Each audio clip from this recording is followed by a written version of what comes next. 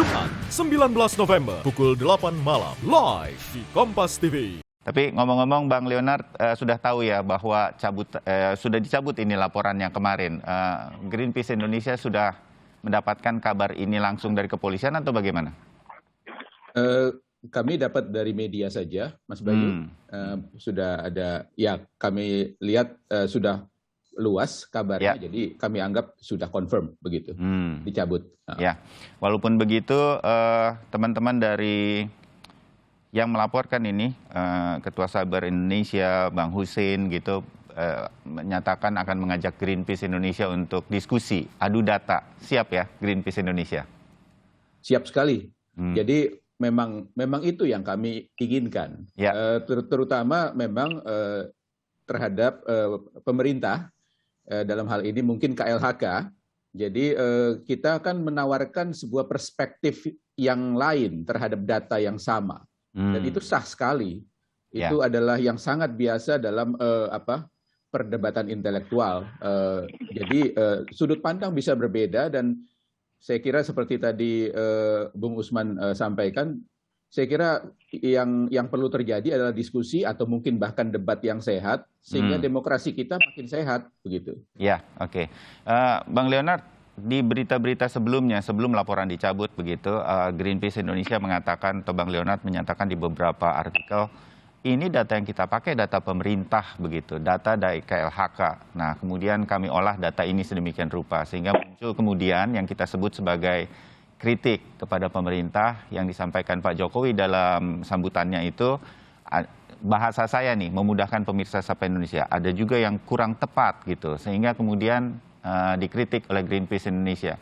Di mana salahnya di mana bedanya gitu ketika Presiden menyampaikan pidato, karena datanya kan pasti, saya yakin juga dari KLHK dengan yang disampaikan oleh Greenpeace Indonesia. Menurut Bang Leonard, saya pengen tahu gitu, Bang Leo. Ya, makasih Mas Bayu. Ya. Jadi memang betul datanya sama. Kami pakai data KLHK supaya basis datanya sama, gitu. Jadi cuma kami mengambil pendekatan yang berbeda.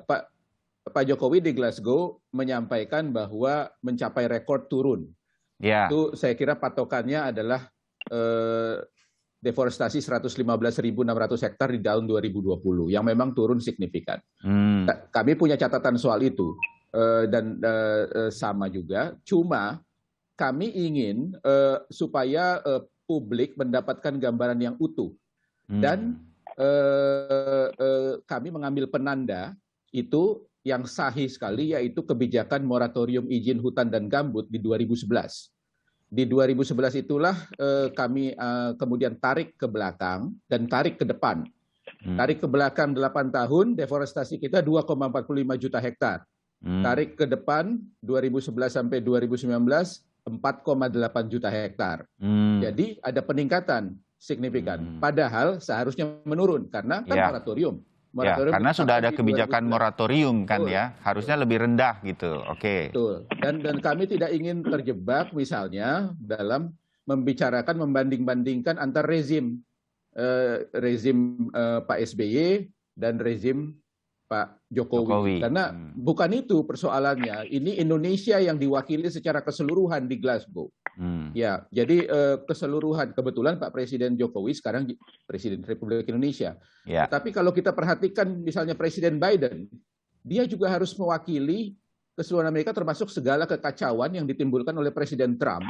4 lost years yang terjadi setelah Amerika menarik diri dari Perjanjian Paris. Ya. Jadi keseluruhannya pencapaian Indonesia itu yang perlu kita publik ketahui. Jadi secara lebih utuh itu sih sebenarnya. Oke, dan kemudian ini menjadi catatan kita untuk lebih bergerak ke depan seperti apa. Saya mengerti sih bayangan Greenpeace Indonesia mengapa kemudian mengambil data keseluruhan seperti itu. Ini kalau hal semacam ini jelas, terang, begini kan jadi lebih enak sebetulnya ya. Sebetulnya mungkin datanya sama dan segala sesuatunya itu ada maksud yang ingin disampaikan.